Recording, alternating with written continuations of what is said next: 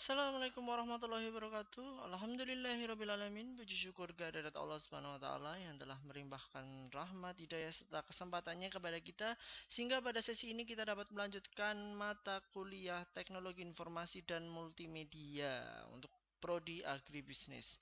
Nah, pembahasan sebelumnya kita telah mengetahui terkait dengan aplikasi TI ya pada dunia kita ya, pada dunia nyata dan aplikasi TI pada kemajuan pertanian, dan pada sesi kali ini kita akan membahas specifically tentang e-commerce atau electronic commerce. Tentunya teman-teman sudah sering mendengar kata-kata e-commerce gitu ya. Mungkin yang terlintas ketika ditanya terkait dengan e-commerce, banyak sekali pendapat-pendapat yang muncul kalau kita bertemu di kelas seperti itu. Biasanya ada yang mengatakan perdagangan lewat internet, jual beli lewat internet, promosi melalui internet, transaksi melalui internet, dan sebagainya. Nah, pada sesi kali ini yuk kita akan bahas lebih dalam terkait dengan e-commerce. Pertemuan ini atau sesi kali ini akan dibagi menjadi dua bagian. Yang pertama adalah pada sesi yang satu ini adalah part 1 dan ada part 2 seperti itu. Oke, langsung saja. Dimana nanti topik yang akan kita bahas adalah seputar ini ya, dari poin 1 sampai 8 terkait definisi electronic commerce sendiri ya, definisi e-commerce itu sendiri, sejarah singkatnya e-commerce itu seperti apa, pengkategorian e-commerce, konsep dan struktur e-commerce, tipe-tipe transaksi melalui e-commerce, model-model bisnis e-commerce, manfaat e-commerce dan hambatan dan tantangan e-commerce itu sendiri. Kita mulai dari pertama, apa itu definisi electronic commerce atau e-commerce itu sendiri. Ada berbagai macam sudut pandang ya, sudut pandang dari yang mendefinisikan terkait dengan e-commerce ini, perspektif atau sudut pandang. Ada yang dari komunikasi, perdagangan, proses bisnis, layanan, pembelajaran, kolaborasi, komunitas.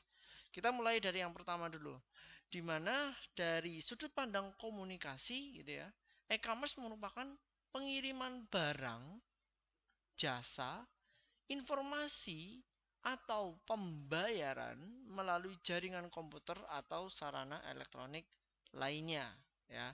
Di sini sudah ada pengiriman produk ya, barang dan jasa, informasi sekaligus pembayaran melalui sarana elektronik. Adapun dari sisi perdagangan yang sering kita singgung mungkin ya, e-commerce lebih dekat dengan perdagangan ini, yaitu penyediaan sarana untuk membeli dan menjual produk ya, baik barang maupun jasa, dan informasi melalui internet atau fasilitas online lainnya ya, sama ya, hampir sama antara definisi komunikasi dan dari definisi perdagangan. Adapun dipandang dari proses bisnis, yaitu menjalankan proses bisnis secara elektronik melalui jaringan elektronik menggantikan proses bisnis fisik dengan informasi yang ada gitu. Biasanya melakukan kegiatan bisnis itu dengan fisik ya, fisik bertemu antara penjual pembeli, transaksinya juga secara langsung. Nah, di sini digantikan melalui elektronik gitu. Adapun dari sudut pandang atau perspektif layanan, nah, layanan ini biasanya identik dengan pemerintah ya, dengan pemerintah gitu ya. Itu adalah cara bagi pemerintah ya, perusahaan juga memberi layanan servis, konsumen dan manajemen untuk memangkas biaya pelayanan atau operasi sekaligus meningkatkan mutu dan kecepatan layanan bagi konsumen. Di sini yang berperan tidak hanya perusahaan yang business oriented atau money oriented, tapi dari segi pemerintah pun bisa. Bahkan dari kita segi konsumen pun bisa, dan manajemen secara keseluruhan ya. Sehingga bisa dikatakan dari segi layanan itu bisa untuk dari pemerintah, perusahaan, konsumen, dan manajemen untuk mengefisiensikan, memangkas berbagai macam biaya operasi ya yang otomatis secara fisik sekaligus meningkatkan mutu dan kecepatan layanan untuk konsumen karena itu tidak bisa dihandle ketika kita harus melakukan semuanya secara fisik sehingga dengan adanya e-commerce ini kita bisa meningkatkan mutu dan kecepatan sekaligus memangkas biaya. Adapun dari sisi pembelajaran ya, pembelajaran kita berarti sudut pandangnya sudut pandang dari pendidikan, yaitu sarana pendidikan dan pelatihan online untuk sekolah, universitas dan organisasi lain termasuk perusahaan pun bisa gitu melakukannya gitu ya. Siapapun sekarang bisa melakukannya. Dari kolaborasi, metode kolaborasi antar dan intraorganisasi dari komunitas tempat berkumpul ya, kopdar, mangkal, meet up gitu. Bagi anggota masyarakat untuk belajar mencari informasi dan melakukan transaksi serta kolaborasi.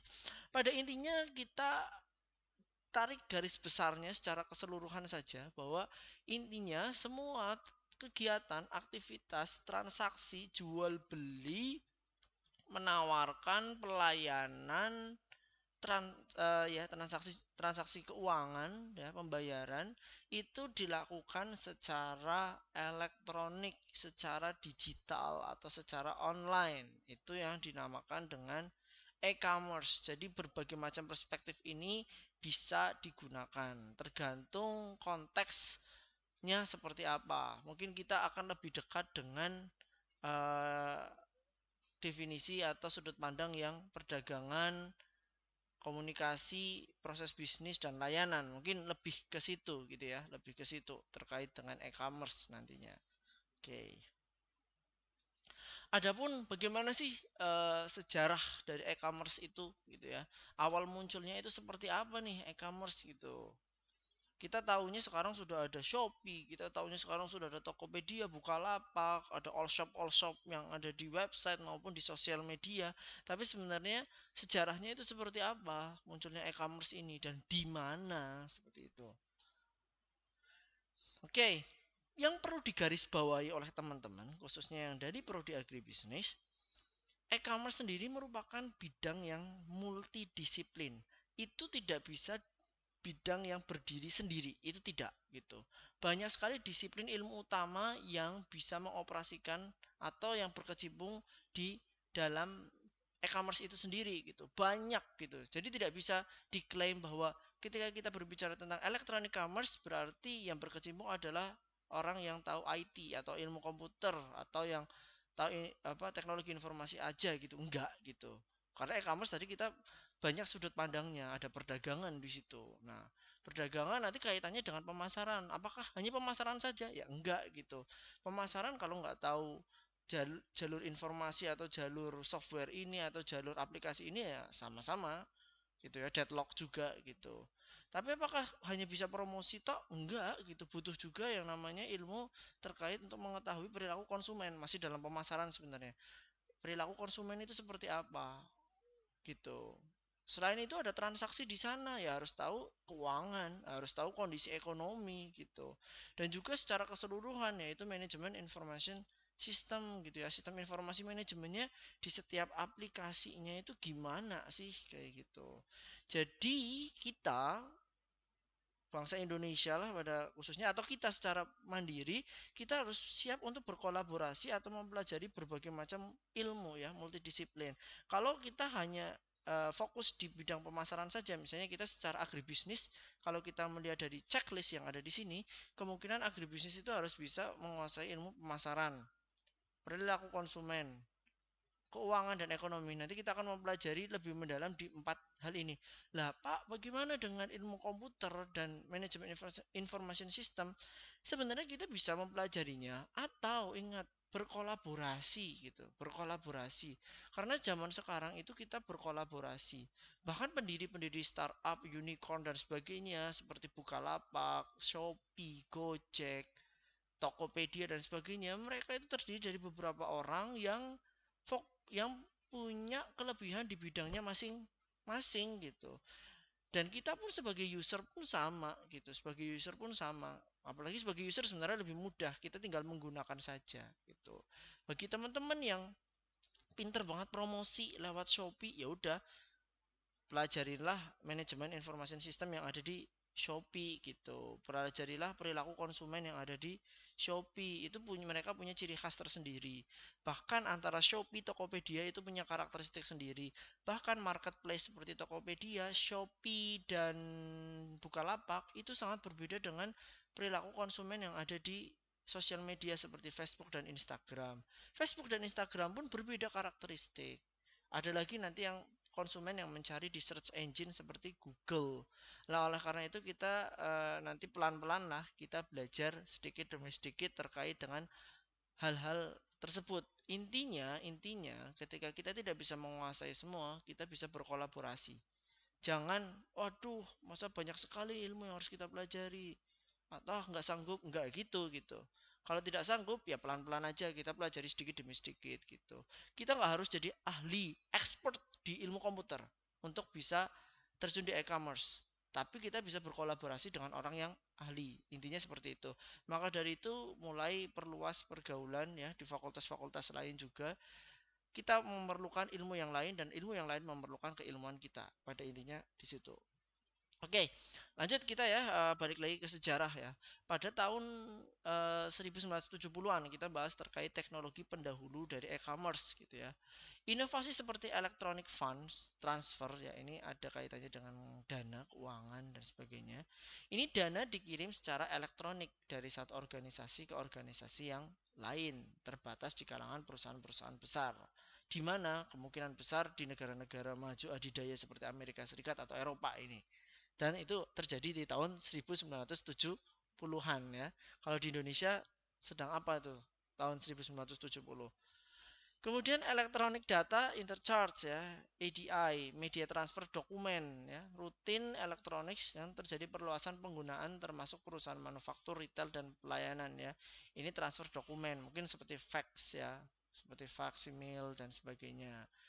Ya, kemudian ada interorganizational system, ini terkait dengan stock trading ya, terkait dengan manajemen trading, aplikasi trading dulu juga sudah ada pada tahun itu gitu. Tapi semuanya masih secara terpisah kadang-kadang. Ya seperti halnya sekarang kita ada smartphone di tangan kita, dulu itu terpisah ya. Musik sendiri gitu ya, pakai MP3, Walkman dan sebagainya, video tersendiri di televisi gitu. Menyimpan data tersendiri mungkin di disket. Ya dulu belum ada flash disk ya. Disket, mungkin di CPU yang sangat besar. Nah, dulu juga terkait dengan e-commerce mereka masih terpencar-pencar gitu secara operasionalnya. Ada yang transaksi ada sendiri, mengirim dokumen sendiri, ngecek stok juga sendiri. Nah, pada tahun 1969 sendiri, internet dilahirkan dari riset pemerintah Amerika Serikat, di mana pada awalnya hanya untuk kalangan teknis di lembaga pemerintah, ilmuwan, peneliti, akademis ya, seperti itu. Di mana internet hanya masih merupakan barang mewah yang ada di lingkup elit-elit tertentu, termasuk pemerintah, ilmuwan, dan peneliti. Ingat ya, lahirnya tahun 1969, di mana di Indonesia sendiri internet itu mungkin sudah booming juga di kalangan elit, dan untuk kalangan masyarakat seingat saya itu di tahun 2000-an ya. 2000-an, jaraknya cukup jauh ya, 30 tahun kita dari mulai lahirnya internet. Kemudian baru pada tahun 1990 internet ini udah mulai dikomersialisasi ya, sudah mulai di masyarakat disebarluaskan, dan banyak pertumbuhan perusahaan-perusahaan .coms atau internet startup yang menjamur ya, mulai ada perusahaan yang punya website ya, dikenal luas gitu melalui jaringan internet. Walaupun seperti itu pun masih sangat terbatas di kalangan-kalangan yang bisa mampu untuk ya komersialisasi ya, membayar akan hal tersebut, tidak seperti sekarang. Ya sekarang wifi di mana-mana, bahkan di Indonesia sekalipun paketan data juga sudah ada gitu. Berbagai inovasi di bidang aplikasi dari penjualan online sampai e-learning mulai bermunculan ya, karena sudah mulai menjamur di masyarakat, banyak masyarakat yang bisa mengakses, kreativitas-kreativitas mulai muncul di kalangan mereka, dan akhirnya muncullah berbagai macam e-learning, penjual online, website, startup, dan itu mulai lahir. Seperti halnya di Indonesia ya, banyak sekali startup-startup yang lahir, bahkan tidak hanya di bidang perdagangan seperti marketplace kayak Tokopedia, Bukalapak, dan Shopee, tetapi di bidang pertanian perikanan pun juga ada seperti itu. Nah, ini umumnya perusahaan besar dan sedang yang ada di Amerika Serikat telah memiliki situs web ya, udah mulai banyak yang punya website sendiri, website official untuk perusahaannya gitu, khususnya perusahaan-perusahaan yang besar, di mana tahun 1999 mulai fokus e-commerce bergerak dari ya yang tadinya bisnis B2C itu adalah business to consumer ya, yang business to consumer itu nanti ada pembahasannya sendiri. Intinya dari perusahaan yang punya bisnis ke konsumen langsung, akhirnya beralih ke B2B, business to business. Akhirnya jadi ada kerjasama antara perusahaan dengan perusahaan, itu B2B gitu. Dan pada tahun 2001 terjadi pergerakan fokus dari B2B, mulailah ada e-government ya, mulailah ada elektronik yang membantu di bidang-bidang pemerintahan seperti pada sesi sebelumnya gitu. Secara bertahap. Ada e-learning, universitas, sekolah-sekolah sudah memulai dengan yang namanya e-learning, dan bahkan pada masa pandemi ini luar biasa itu 2001, dan masa pandemi 2020 perlu waktu sekitar hampir 20 tahun ya, 19 tahun untuk memboomingkan e-learning dikarenakan pandemi. Dan juga ada mobile commerce ya. Sekarang kita sudah ada smartphone, semuanya bisa dilakukan di tangan kita, semuanya sudah ada, sehingga terus bertransformasi. Dan e-commerce akan terus berevolusi, apalagi sekarang sudah ada revolusi informasi ya, di mana pertumbuhan informasi, pergerakan hal yang berbau teknologi itu bukan 1+1 sama dengan 2 atau 1, 2, 3, 4, 5, tapi eksponensial ya, 1, 2, 4, 8, 16, 32, 64 dan seterusnya. Pertumbuhannya itu cepat gitu, pertumbuhannya itu sangat sangat cepat. Mungkin sekitar 10 tahun yang lalu, ketika ketika tahun 2010, di mana perkuliahan ya masih secara konvensional manual pertemuan, ternyata tidak disangka 10 tahun kemudian semua perkuliahan hampir di seluruh dunia dipaksa untuk melakukan e-learning seperti ini. Itu kan sebuah revolusi yang sangat-sangat luar biasa.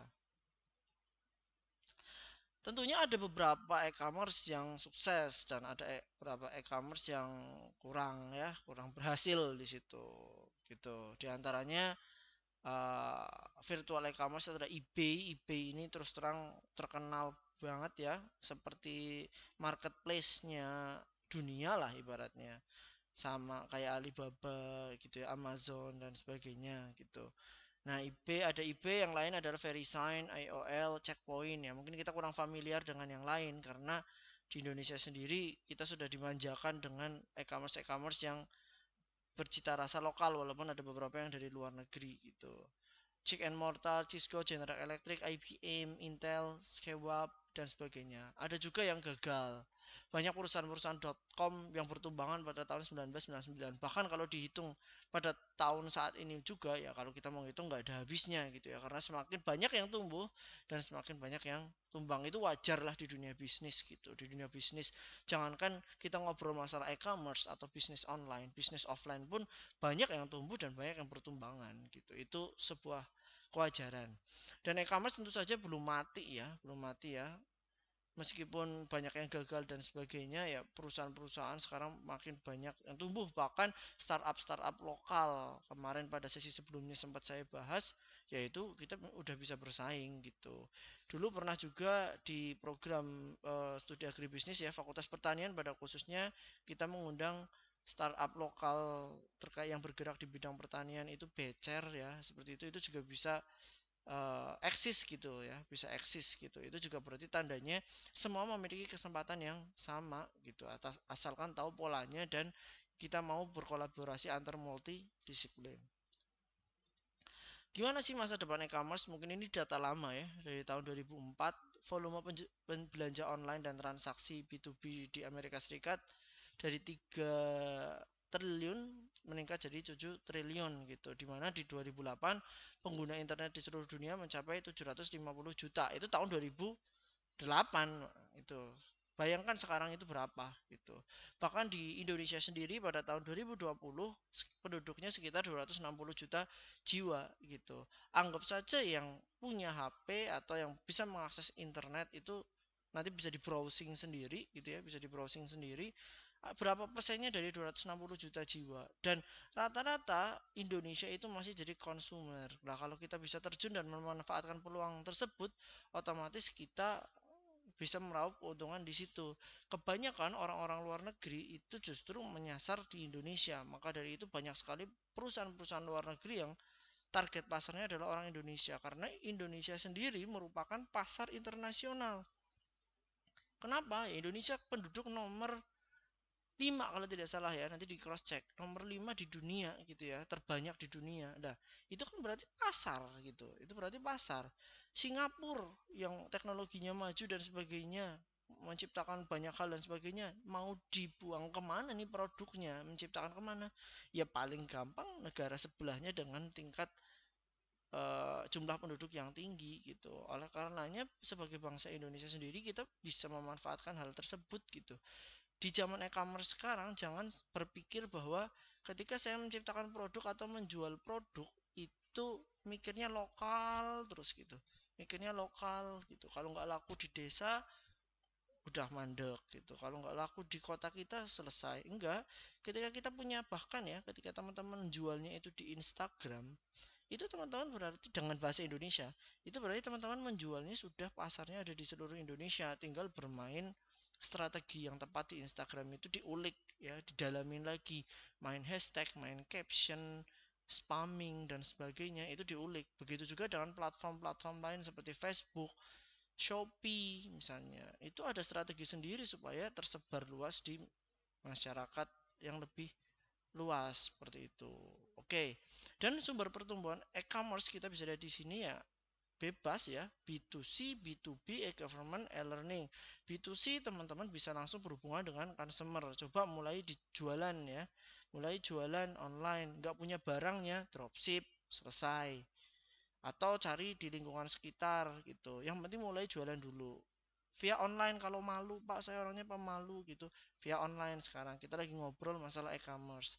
B2B, B2B tadi ada di desa kalian misalnya penghasil apa, ya udah supply aja ke perusahaan. Atau kalau B2B teman-teman nyari supplier, teman-teman nggak punya produk kerjasama sama supplier gitu.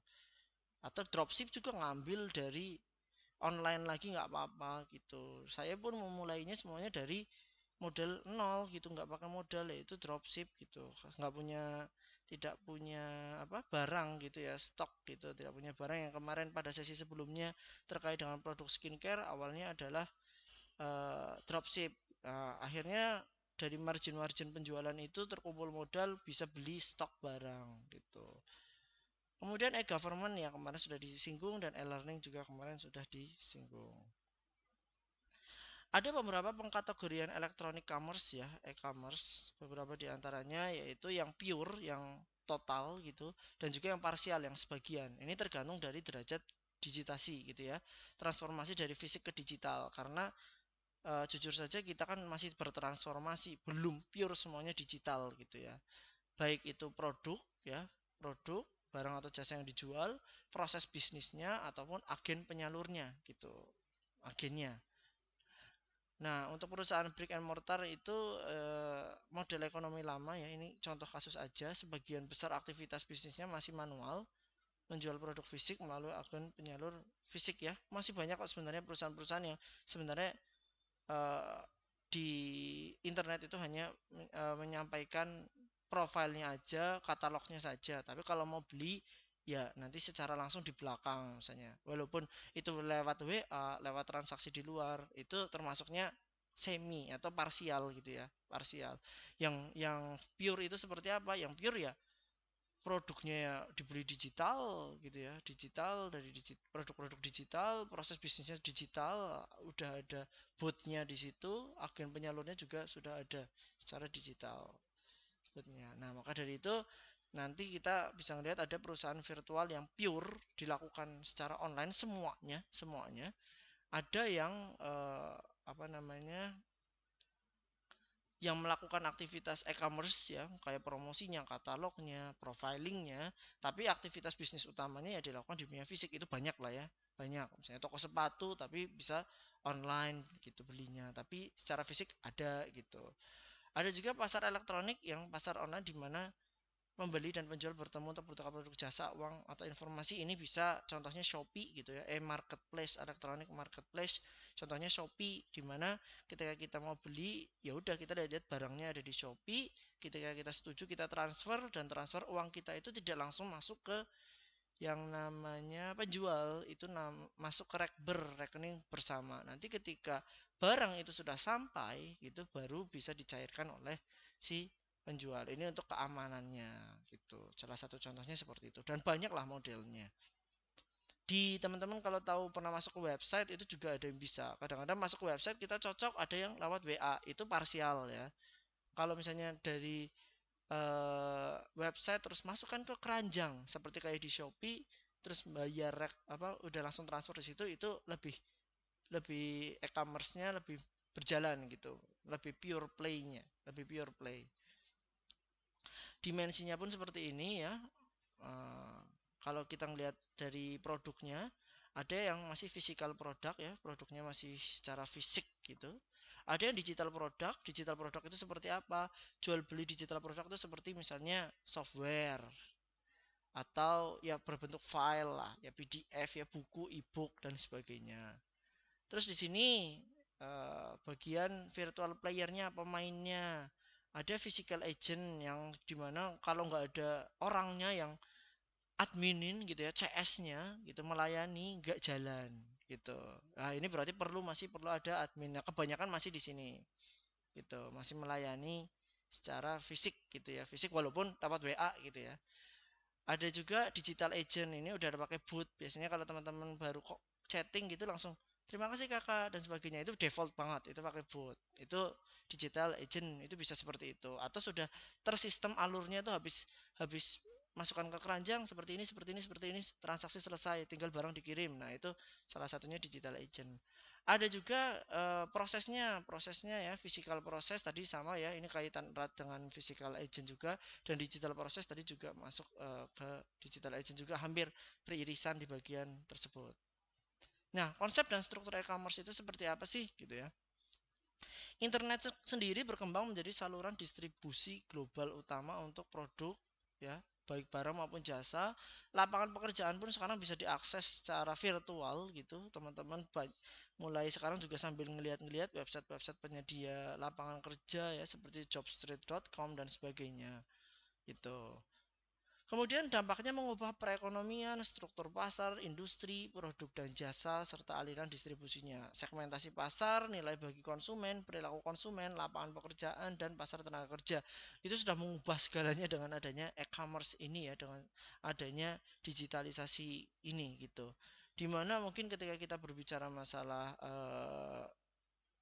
aliran distribusi gitu ya, siapa yang tahu gitu ya, raksasa seperti pos gitu sekarang pesaingnya yang dulu mungkin anak bawang atau baru muncul tapi sekarang sudah ibaratnya menyamai bahkan melebihi seperti JNE, JNT, dan sekarang banyak banget ada Ninja Express, macam-macam gitu.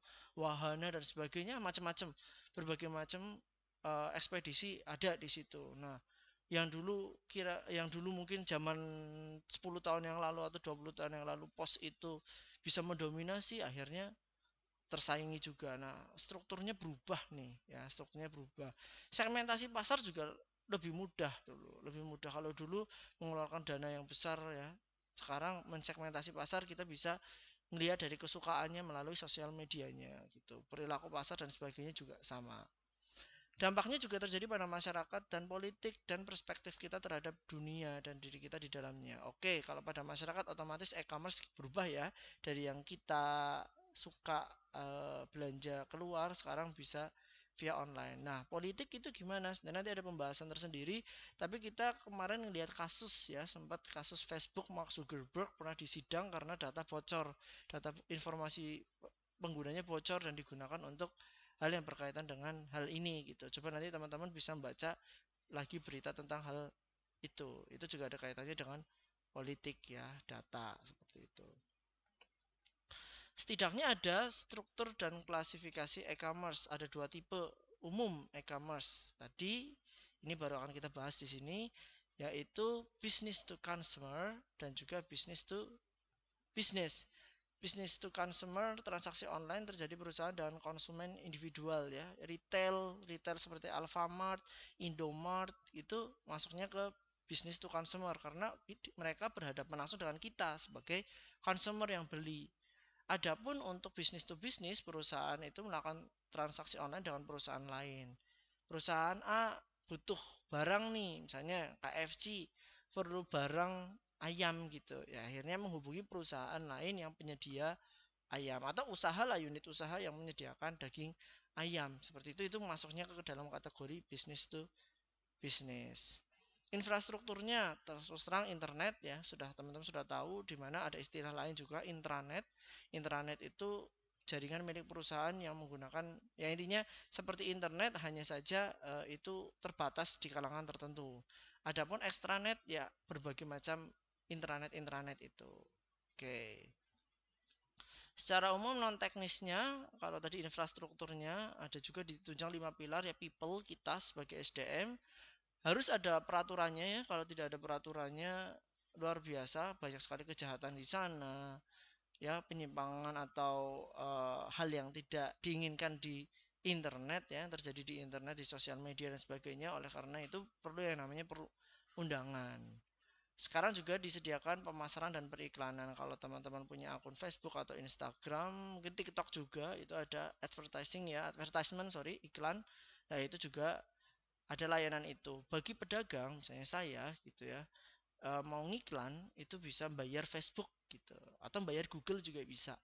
Nanti nanti produk saya muncul di iklan-iklan atau di timeline-timelinenya teman-teman yang misalnya itu sasaran saya. Ada juga layanan-layanan pendukung lainnya dan kemitraan usaha. Seperti itu. Ini frameworknya secara umum. Mungkin itu saja untuk sesi pada kali ini. Nanti kita akan lanjutkan di part kedua ya. Insya Allah. Kurang lebihnya mohon maaf. Wassalamualaikum warahmatullahi wabarakatuh.